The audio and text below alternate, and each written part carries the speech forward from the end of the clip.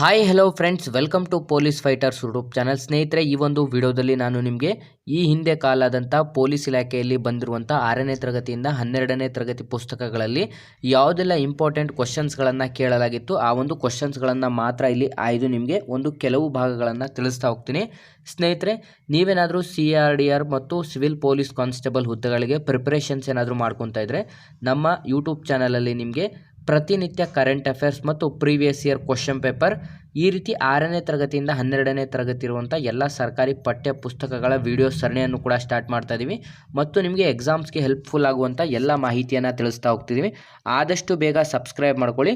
Description ಬಾಕ್ಸಲ್ಲಿ ನಮ್ಮ WhatsApp group ಮತ್ತು ಟೆಲಿಗ್ರಾಮ್ ಗ್ರೂಪ್ ಲಿಂಕನ್ನು ಕೂಡ ಕೊಟ್ಟಿರ್ತೀವಿ, ಅಲ್ಲೂ ಕೂಡ ಸಬ್ಸ್ಕ್ರೈಬ್ ಮಾಡ್ಕೊಳ್ಳಿ. ಬನ್ನಿ ಸ್ನೇಹಿತರೆ, ಇದೀಗ ಮೊದಲನೇ ಒಂದು ಕ್ವಶನ್ಸನ್ನು ನಾವು ಸ್ಟಾರ್ಟ್ ಮಾಡೋದಾದರೆ ಇಲ್ಲಿ ಕಾಣಿಸ್ತಾ ಇದೆ ನೋಡಿ ಸ್ನೇಹಿತರೆ. ಮೊದಲ ಒಂದು ಕ್ವಶನನ್ನು ನೋಡೋದಾದ್ರೆ ಈಗ ನಾವು ರಿಪೋ ರೇಟನ್ನು ನಿಗದಿಪಡಿಸುವಂಥ ಒಂದು ಸಂಸ್ಥೆ ಯಾವುದಾಗಿರುತ್ತದೆ? ರಿಪೋ ರೇಟನ್ನು ನಾವು ನಿಗದಿಪಡಿಸುವಂಥ ಒಂದು ಸಂಸ್ಥೆ ಯಾವುದು ಅಂತಂದರೆ ಆಪ್ಷನ್ ಸಿ ಭಾರತೀಯ ರಿಸರ್ವ್ ಬ್ಯಾಂಕ್ ಇದಕ್ಕೆ ಸರಿಯಾದಂಥ ಉತ್ತರ ಆಗಿರುತ್ತದೆ. ಬನ್ನಿ ಈಗ ಎರಡನೇ ಪ್ರಶ್ನೆಯನ್ನು ನೋಡೋದಾದರೆ ಸಾಹಸ ಭೀಮ ವಿಜಯ ಅಥವಾ ಗದಾ ಯುದ್ಧವನ್ನು ಬರೆದವರು ಯಾರು? ಇದಕ್ಕೆ ಸರಿಯಾದಂಥ ಉತ್ತರವನ್ನು ನಾವು ನೋಡಿದ್ರೆ ಸ್ನೇಹಿತರೆ, ತುಂಬ ಜನ ವಿದ್ಯಾರ್ಥಿಗಳು ನೀವು ಕನ್ಫ್ಯೂಸ್ ಮಾಡ್ಕೋಬೇಡಿ. ಇದಕ್ಕೆ ಸರಿಯಾದಂಥ ಉತ್ತರ ನೋಡೋದಾದರೆ ಆಪ್ಷನ್ ಬಿ ರನ್ನ ಇದಕ್ಕೆ ಸರಿಯಾದಂಥ ಉತ್ತರ ಆಗಿರುತ್ತದೆ. ಮೂರನೇ ಪ್ರಶ್ನೆ, ಟಿಪ್ಪು ಡ್ರಾಪ್ ಎಂದು ಕರೆಯಲ್ಪಡುವಂಥ ಈ ಒಂದು ಪ್ರಸಿದ್ಧವಾದ ನಂದಿ ಬೆಟ್ಟ ಎಲ್ಲಿ ಕಾಣಬಹುದು? ಟಿಪ್ಪು ಡ್ರಾಪ್ ಎಂದು ನಾವು ಕರೆಯಲ್ಪಡುವಂಥ ಈ ಒಂದು ಪ್ರಸಿದ್ಧವಾದಂಥ ನಂದಿ ಬೆಟ್ಟ ಎಲ್ಲಿ ನಮಗೆ ಕಾಣಸಿಗುತ್ತದೆ ಅಂತಂದರೆ ಸ್ನೇಹಿತರೆ, ತುಂಬ ಜನ ವಿದ್ಯಾರ್ಥಿಗಳು ಇದಕ್ಕೆ ತಪ್ಪ ಆನ್ಸರ್ ಮಾಡ್ತಾರೆ, ಬೆಂಗಳೂರು ಜಿಲ್ಲೆ ಅಂತ. ಆದರೆ ಸರಿಯಾದಂಥ ಉತ್ತರ ಇದಕ್ಕೆ ಆಪ್ಷನ್ ಎ ಚಿಕ್ಕಬಳ್ಳಾಪುರ ಜಿಲ್ಲೆ ಇದಕ್ಕೆ ಸರಿಯಾದಂಥ ಉತ್ತರ ಆಗಿರುತ್ತದೆ. ನಾಲ್ಕನೇ ಪ್ರಶ್ನೆಯನ್ನು ನೋಡೋದಾದರೆ ಸೆಬಿ ಸಂಸ್ಥೆಯು ಯಾವುದನ್ನು ನಿಯಂತ್ರಿಸುವುದು? ಸೆಬಿ ಸಂಸ್ಥೆಯು ಯಾವುದನ್ನು ನಿಯಂತ್ರಿಸುತ್ತದೆ ಅಂತಂದರೆ ಇದಕ್ಕೆ ಸರಿಯಾದಂಥ ಉತ್ತರ ಆಪ್ಷನ್ ಡಿ ಸರಿಯಾದಂಥ ಉತ್ತರ ಆಗಿರುತ್ತದೆ. ಹಣಕಾಸು ಮಾರುಕಟ್ಟೆಗಳನ್ನು ಸೆಬಿ ಸಂಸ್ಥೆಯು ನಿಯಂತ್ರಿಸುತ್ತದೆ. ಮುಂದಿನ ಪ್ರಶ್ನೆ ಇಲ್ಲಿ ಕಾಣಿಸ್ತಾ ಇದೆ ನೋಡಿ ಸ್ನೇಹಿತರೆ. ಐದನೇ ಪ್ರಶ್ನೆಯನ್ನು ನೋಡೋದಾದರೆ ತುರ್ತು ಪರಿಸ್ಥಿತಿಯ ಬಗ್ಗೆ ತಿಳಿಸುವಂಥ ಒಂದು ಭಾರತದ ಸಂವಿಧಾನದ ಭಾಗ ಯಾವುದು? ತುರ್ತು ಪರಿಸ್ಥಿತಿಯ ಬಗ್ಗೆ ತಿಳಿಸುವಂತಹ ಭಾರತ ಸಂವಿಧಾನದ ಭಾಗ ಯಾವುದು ಸ್ನೇಹಿತರೆ? ಇದು ಇಂಪಾರ್ಟೆಂಟ್ ಕ್ವಶನ್ ಆಗಿರುತ್ತದೆ. ಭಾರತ ಸಂವಿಧಾನದ ಒಂದು ಕ್ವಶನ್ ಆಗಿರುತ್ತೆ, ತುಂಬ ಇಂಪಾರ್ಟೆಂಟ್ ಕ್ವಶನ್. ಇದಕ್ಕೆ ಸರಿಯಾದಂಥ ಉತ್ತರ ಆಪ್ಷನ್ ಸಿ 18ನೇ ಭಾಗದಲ್ಲಿ ನಿಮಗೆ ತುರ್ತು ಪರಿಸ್ಥಿತಿಯ ಬಗ್ಗೆ ಮಾಹಿತಿಯನ್ನು ತಿಳಿಸಲಾಗುತ್ತದೆ. ಸ್ನೇಹಿತರೆ, ನೀವು ಭಾಗಗಳನ್ನು ಕೂಡ ನೋಡ್ಕೋಬೇಕಾಗುತ್ತೆ, ಯಾವುದೆಲ್ಲ ಇಂಪಾರ್ಟೆಂಟ್ ಕ್ವಶನ್ಸ್ಗಳು ಬಂದಿರುತ್ತದೆ ಮತ್ತು ಈ ಒಂದು ಇಂಪಾರ್ಟೆಂಟ್ ಆಗಿರುವಂಥ ಒಂದು ಮಾಹಿತಿ ಕೂಡ ಇದಾಗಿರುತ್ತದೆ. ವಿಧಿಗಳ ಬಗ್ಗೆ ಕೇಳಲಾಗುತ್ತದೆ. ಸಂವಿಧಾನದಲ್ಲಿ ವಿಧಿಗಳನ್ನು ಕೂಡ ನೀವು ಕ್ಲೀನಾಗಿ ಒಂದ್ಸಲ ನೋಡ್ಕೋಬೇಕಾಗಿರುತ್ತದೆ. ಬನ್ನಿ ಈಗ ನೆಕ್ಸ್ಟ್ ಪ್ರಶ್ನೆ ಕಡೆಗೆ ಹೋಗೋದಾದರೆ 6ನೇ ಪ್ರಶ್ನೆಯನ್ನು ನೋಡೋದಾದರೆ ಭಾರತ ಸಂವಿಧಾನದ ಕೆಳಗಿನ ಯಾವ ಭಾಗವನ್ನು ನಾವು ಭಾರತದ ಮ್ಯಾಗ್ನಾ ಕಾರ್ಟಾ ಎಂದು ಕರೆಯುತ್ತೇವೆ? ಭಾರತದ ಕೆಳಗಿನ ಯಾವ ಸಂವಿಧಾನದ ಭಾಗವನ್ನು ನಾವು ಭಾರತದ ಮ್ಯಾಗ್ನಾ ಕಾರ್ಟಾ ಎಂದು ಕರೆಯುತ್ತೇವೆ ಸ್ನೇಹಿತರೆ? ಇದು ಕೂಡ ತುಂಬ ಇಂಪಾರ್ಟೆಂಟ್ ಪ್ರಶ್ನೆ ಆಗಿರುತ್ತದೆ. ಭಾರತದ ಮ್ಯಾಗ್ನಾ ಕಾರ್ಟಾ ಎಂದು ಆಪ್ಷನ್ ಬಿ ಮೂರನೇ ಭಾಗವನ್ನು ನಾವು ಭಾರತದ ಮ್ಯಾಗ್ನಾ ಕಾರ್ಟ್ ಎಂದು ಕರೆಯುತ್ತೇವೆ. ಮುಂದಿನ ಪ್ರಶ್ನೆ ಕಡೆಗೆ ಬರೋದಾದರೆ 7ನೇ ಪ್ರಶ್ನೆಯನ್ನು ನೋಡೋದಾದರೆ ಬೆಟ್ಟದ ಜೀವ ಎಂಬ ಒಂದು ಕೃತಿಯನ್ನು ರಚಿಸಿದವರು ಯಾರು? ಬೆಟ್ಟದ ಜೀವ ಎಂಬ ಕೃತಿಯನ್ನು ರಚಿಸಿದವರು ಆಪ್ಷನ್ ಬಿ ಶಿವರಾಮ್ ಕಾರಂತರವರು ಸರಿಯಾದಂಥ ಉತ್ತರ ಆಗಿರುತ್ತದೆ. 8ನೇ ಪ್ರಶ್ನೆ, ನೃಪತುಂಗ ಪ್ರಶಸ್ತಿ ಯಾವ ಒಂದು ಸಂಸ್ಥೆ ನೀಡುತ್ತದೆ ಅಂತಂದರೆ ನೃಪತುಂಗ ಪ್ರಶಸ್ತಿ ನೀಡುವಂಥ ಒಂದು ಸಂಸ್ಥೆ ಯಾವುದು? ನೃಪತುಂಗ ಪ್ರಶಸ್ತಿಯನ್ನು ನೀಡುವಂಥ ಸಂಸ್ಥೆ ಆಪ್ಷನ್ ಬಿ ಕನ್ನಡ ಸಾಹಿತ್ಯ ಪರಿಷತ್ತು ಈ ಒಂದು ನೃಪತುಂಗ ಪ್ರಶಸ್ತಿಯನ್ನು ನೀಡಿ ಗೌರವಿಸುತ್ತದೆ.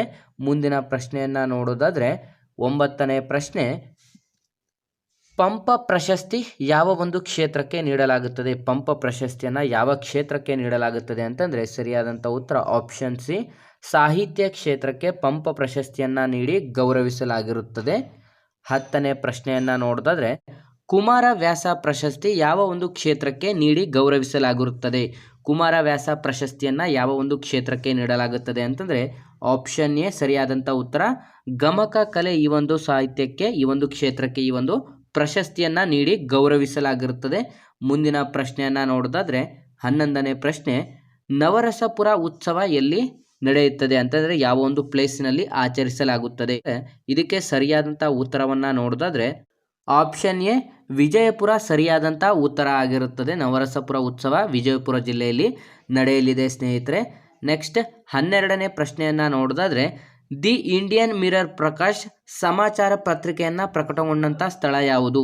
ಸ್ನೇಹಿತರೆ, ಇದು ಕೂಡ ಒಂದು ತುಂಬ ಇಂಪಾರ್ಟೆಂಟ್ ಪ್ರಶ್ನೆ ಆಗಿರುತ್ತೆ. ನಾವಿಲ್ಲಿ ಯಾವುದೆಲ್ಲ ಪ್ರಶ್ನೆಗಳನ್ನು ತಿಳಿಸ್ತಾ ಇರ್ತೀವಿ, ಕ್ಲೀನಾಗಿ ನೀವು ನೋಟ್ ಡೌನ್ ಮಾಡ್ಕೋಬೇಕಾಗುತ್ತೆ. ಇಂಪಾರ್ಟೆಂಟ್ ಪ್ರಶ್ನೆಗಳಾಗಿರುತ್ತೆ. ಇದಕ್ಕೆ ಸರಿಯಾದಂಥ ಉತ್ತರ ಆಪ್ಷನ್ ಸಿ ಬೆಂಗಾಲ್ ಸರಿಯಾದಂಥ ಉತ್ತರ ಆಗಿರುತ್ತದೆ.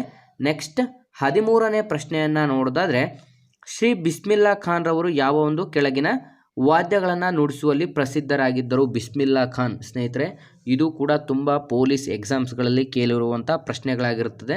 ಬಿಸ್ಮಿಲ್ಲಾ ಖಾನ್ ರವರು ಯಾವ ಒಂದು ವಾದ್ಯವನ್ನು ನುಡಿಸುತ್ತಿದ್ದರು? ಇದಕ್ಕೆ ಸರಿಯಾದಂಥ ಉತ್ತರ ಆಪ್ಷನ್ ಸಿ ಶಹನಾಯಿ ಸರಿಯಾದಂಥ ಉತ್ತರವಾಗಿರುತ್ತದೆ ಸ್ನೇಹಿತರೆ. ಇದು ಕೂಡ ಇಂಪಾರ್ಟೆಂಟ್ ಆಗಿರುತ್ತದೆ. ಮುಂದಿನ ಪ್ರಶ್ನೆ 14ನೇ ಪ್ರಶ್ನೆಯನ್ನು ನೋಡೋದಾದರೆ ಕದಂಬ ಉತ್ಸವ ಎಲ್ಲಿ ನಡೆಯುತ್ತದೆ? ಕದಂಬ ಉತ್ಸವ ನಡೆಯುವಂಥ ಒಂದು ಸ್ಥಳವನ್ನು ನೋಡೋದಾದರೆ ಆಪ್ಷನ್ ಬಿ ಬನವಾಸಿ ಸರಿಯಾದಂಥ ಉತ್ತರ ಆಗಿರುತ್ತದೆ. ಕದಂಬ ಉತ್ಸವ ಆಪ್ಷನ್ ಬಿ ಬನವಾಸಿಯಲ್ಲಿ ನಡೆಯಲಿದೆ. ಮುಂದಿನ ಪ್ರಶ್ನೆ 15ನೇ ಪ್ರಶ್ನೆಯನ್ನು ನೋಡೋದಾದರೆ ಭಾರತದ ಸಂವಿಧಾನದಂತೆ ಈ ಕೆಳಗಿನವುಗಳಲ್ಲಿ ಯಾವುದು ದೇಶದ ಆಡಳಿತ ನಡೆಸಲು ಅತಿ ಮುಖ್ಯವಾಗಿರುತ್ತದೆ?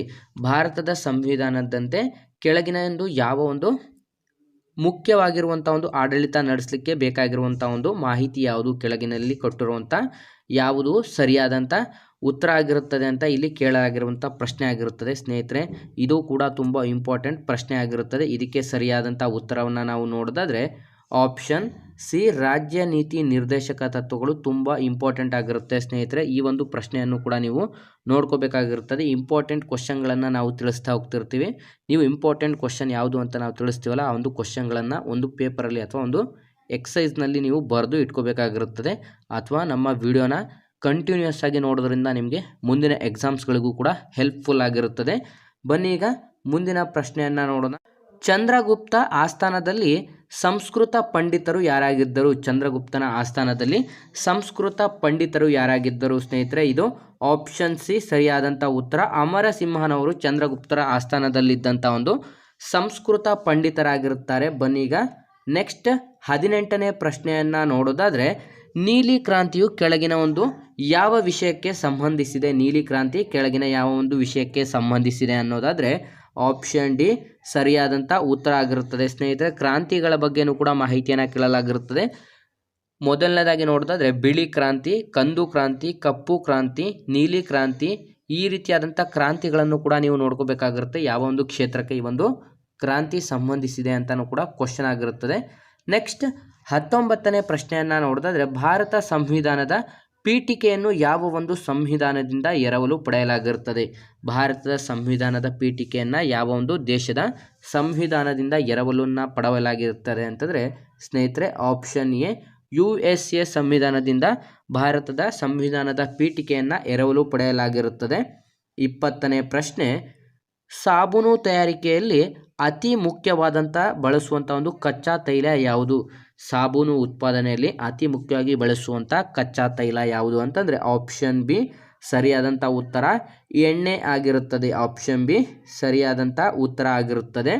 21ನೇ ಪ್ರಶ್ನೆ ವಿಶ್ವದ ಮೊದಲ ಪೆಟ್ರೋಲಿಯಂ ವಿಶ್ವವಿದ್ಯಾಲಯವನ್ನು ಯಾವ ದೇಶದಲ್ಲಿ ಆರಂಭಿಸಲಾಗಿರುತ್ತದೆ? ವಿಶ್ವದ ಮೊದಲ ವಿಶ್ವವಿದ್ಯಾಲಯ ಪೆಟ್ರೋಲಿಯಂ ವಿಶ್ವವಿದ್ಯಾಲಯವನ್ನು ಯಾವ ದೇಶದಲ್ಲಿ ಆರಂಭಿಸಲಾಗಿದೆ ಅಂತಂದರೆ ಇದಕ್ಕೆ ಸರಿಯಾದಂಥ ಉತ್ತರ ಆಪ್ಷನ್ ಸಿ ಭಾರತ ಸರಿಯಾದಂಥ ಉತ್ತರ ಆಗಿರುತ್ತದೆ.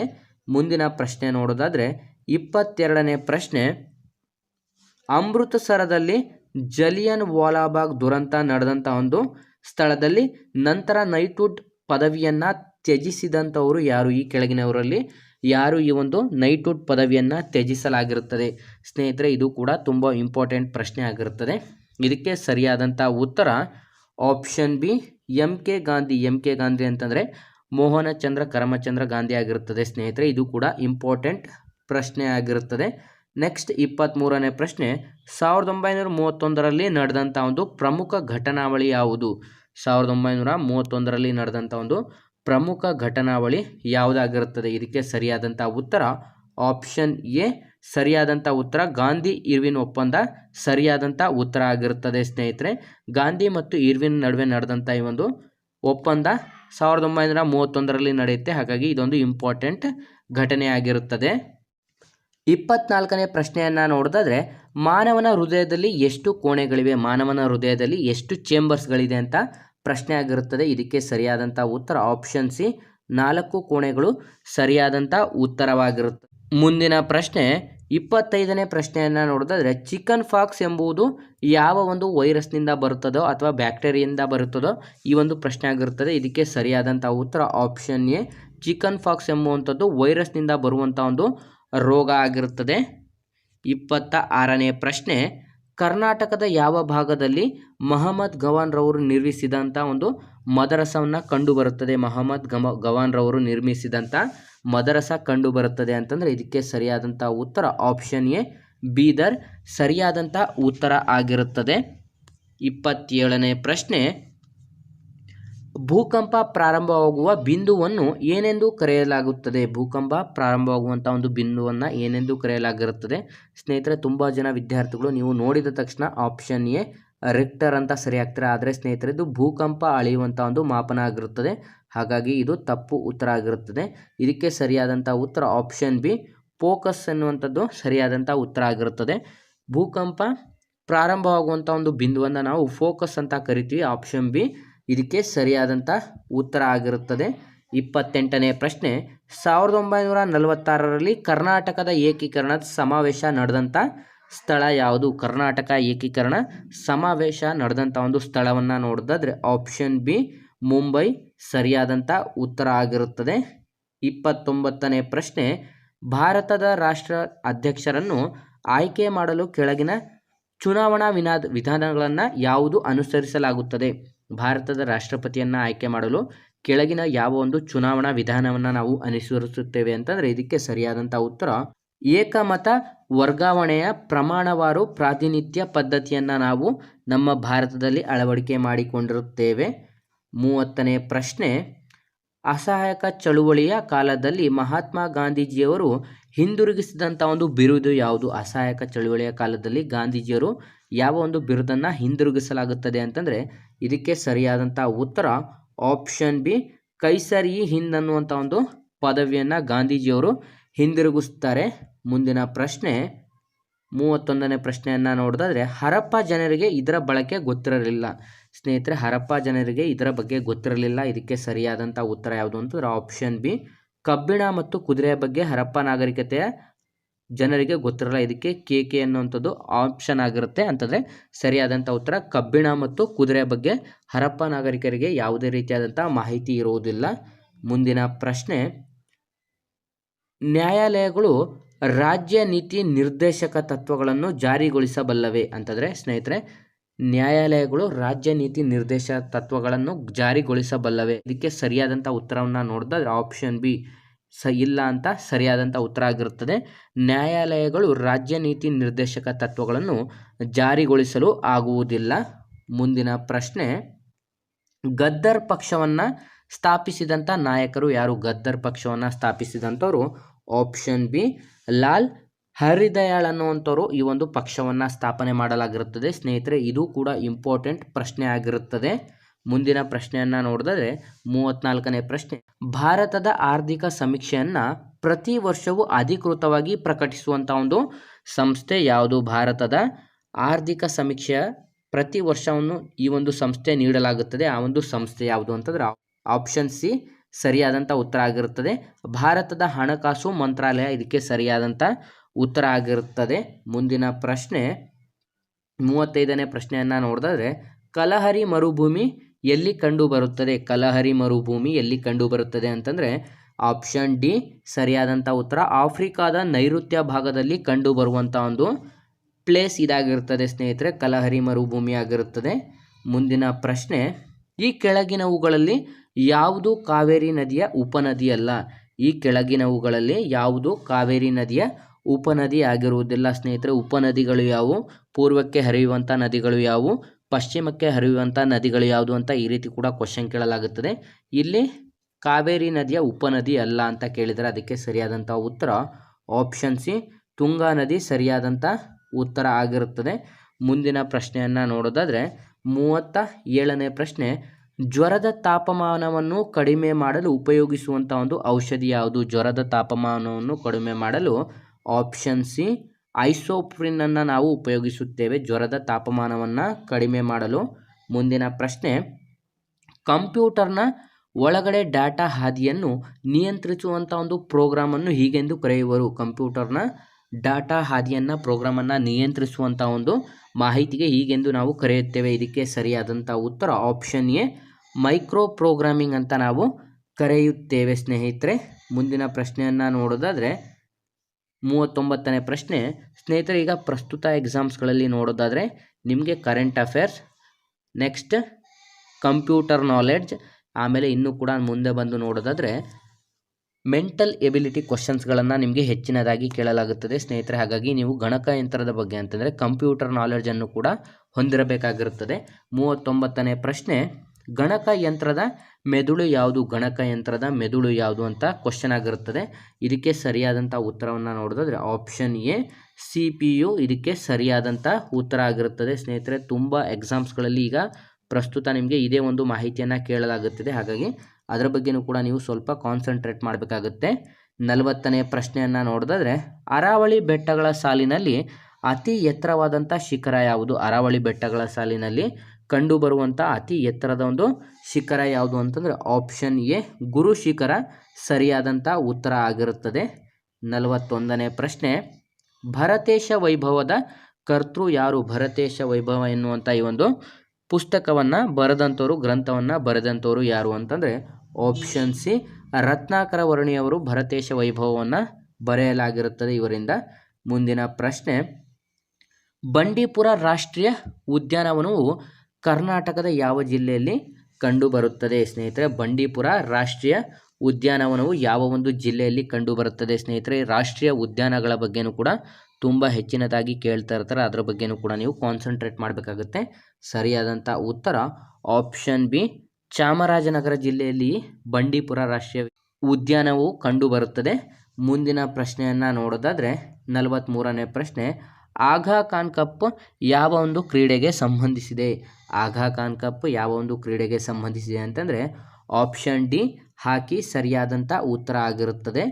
45ನೇ ಪ್ರಶ್ನೆಯನ್ನು ನೋಡೋದಾದರೆ ಭಾರತದಲ್ಲಿ ಪೋರ್ಚುಗೀಸರು ಪ್ರಥಮವಾಗಿ ಒಂದು ಕೋಟೆಯನ್ನು ನಿರ್ಮಿಸ್ತಾರೆ, ಆ ಒಂದು ಸ್ಥಳ ಯಾವುದು ಅಂತ ಇಲ್ಲಿ ಪ್ರಶ್ನೆ ಆಗಿರುತ್ತದೆ. ಭಾರತದಲ್ಲಿ ಯಾವ ಒಂದು ಪ್ಲೇಸಿನಲ್ಲಿ ಪ್ರಥಮವಾಗಿ ಪೋರ್ಚುಗೀಸರು ಈ ಒಂದು ಕೋಟೆಯನ್ನು ಸ್ಥಾಪನೆ ಮಾಡ್ತಾರೆ? ಇದಕ್ಕೆ ಸರಿಯಾದಂಥ ಉತ್ತರವನ್ನು ನೋಡೋದಾದರೆ ಈಗಾಗಲೇ ನೀವು ಗೆಸ್ ಕೂಡ ಮಾಡಿರ್ಬೋದು ಸ್ನೇಹಿತರೆ, ಇವೆಲ್ಲ ಇಂಪಾರ್ಟೆಂಟ್ ಪ್ರಶ್ನೆಗಳಾಗಿರುತ್ತದೆ.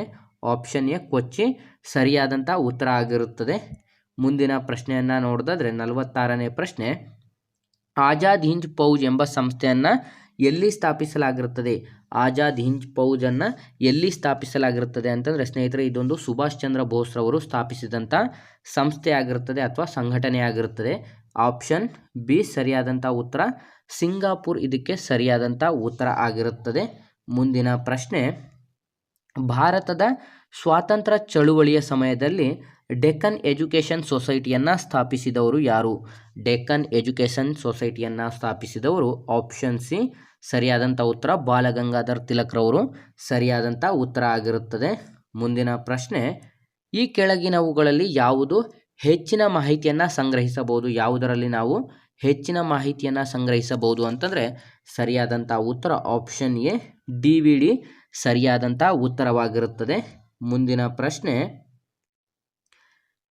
ಸರ್ವಿಂಗ್ಸ್ ಆಫ್ ಇಂಡಿಯಾ ಸೊಸೈಟಿಯನ್ನು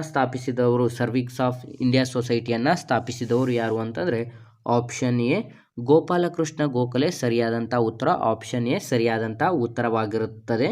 ಮುಂದಿನ ಪ್ರಶ್ನೆಯನ್ನು ನೋಡಿದರೆ ಸ್ನೇಹಿತರೆ ಇದು 50ನೇ ಪ್ರಶ್ನೆ ಆಗಿರುತ್ತದೆ. ಚೌರಿ ಚೌರ ಘಟನೆ ನಡೆದಂಥ ಇಯರ್ ಯಾವುದು? ಚೌರಿ ಚೌರ ಯಾವಾಗ ನಡೆಯುತ್ತದೆ ಸ್ನೇಹಿತರೆ? ವಿಡಿಯೋಸ್ನ ನೋಡ್ತಿರುವಂಥ ಎಲ್ಲ ಅಭ್ಯರ್ಥಿಗಳು ಯಾವ ಒಂದು ಪ್ಲೇಸ್ನಲ್ಲಿ ಚೌರಿ ಚೌರ ಘಟನೆ ನಡೆಯುತ್ತೆ ಮತ್ತು ಯಾವ ಒಂದು ದಿನಾಂಕದಂದು ಯಾವ ಒಂದು ಇಸ್ವಿಯಂದು ನಡೆಯುತ್ತೆ ಅಂತ ಎಲ್ಲ ವಿದ್ಯಾರ್ಥಿಗಳು ನೋಡ್ತಿರೋಂಥವ್ರು ಕಮೆಂಟ್ ಮಾಡಿ ತಿಳಿಸಿ. ನಿಮಗೆ ಹೆಚ್ಚಿನದಾಗಿ ಪೊಲೀಸ್ ಕಾನ್ಸ್ಟೇಬಲ್ ಪ್ರಿಪ್ರೇಷನ್ಗೆ ಹೆಲ್ಪ್ಫುಲ್ ಆಗುವಂಥ ಮಾಹಿತಿ ಬೇಕಿದ್ದಲ್ಲಿ ಯಾವ ಒಂದು ಟಾಪಿಕ್ಸ್ಗಳ ಬಗ್ಗೆ ವಿಡಿಯೋ ಮಾಡಬೇಕು ಅಂತ ಕಮೆಂಟ್ ಬಾಕ್ಸಲ್ಲಿ ಕಮೆಂಟ್ ಮಾಡಿ ತಿಳಿಸಿ. ನಾವು ಆ ಒಂದು ಟಾಪಿಕ್ಸ್ಗಳ ಬಗ್ಗೆ ವಿಡಿಯೋನ ಮಾಡಿ ಹಾಕ್ತೀವಿ. ಸ್ನೇಹಿತರ, ಡಿಸ್ಕ್ರಿಪ್ಷನ್ ಬಾಕ್ಸಲ್ಲಿರುವಂಥ ನಮ್ಮ ವಾಟ್ಸಪ್ ಗ್ರೂಪ್ ಮತ್ತು ಟೆಲಿಗ್ರಾಮ್ ಗ್ರೂಪ್ಗೆ ಜಾಯ್ನ್ ಆಗೋದ್ರ ಮೂಲಕ ನಮ್ಮ ಚಾನಲ್ಗೆ ಸಬ್ಸ್ಕ್ರೈಬ್ ಮಾಡಿಕೊಂಡು ಈ ಒಂದು ಮಾಹಿತಿಯನ್ನು ಲೈಕ್ ಮಾಡಿ ಮತ್ತು ನಿಮ್ಮ ಎಲ್ಲ ಸ್ನೇಹಿತರೊಂದಿಗೆ ಶೇರ್ ಮಾಡಿ ಅಂತ ತಿಳಿಸ್ತಾ ಇದ್ದೀವಿ ಸ್ನೇಹಿತರೆ.